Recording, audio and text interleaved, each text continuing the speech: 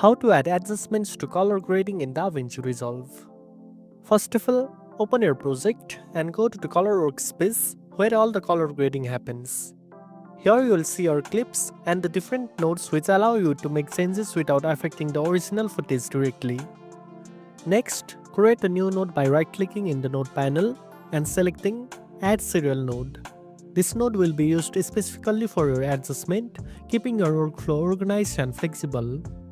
Then, use the primary color wheels to make broad adjustments like lift, gamma, and gain, which controls shadows, midtones, and highlights.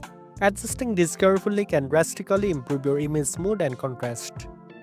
After that, explore the curves tab to fine-tune your colors. The curves allow you to precisely adjust individual color channels or the overall brightness, making your grading more accurate and creative.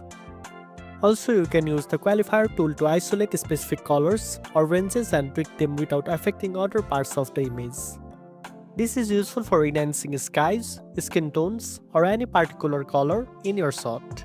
Finally, add power windows or marks if you want to apply adjustment to a specific area of the frame, like brightening a face or darkening the background.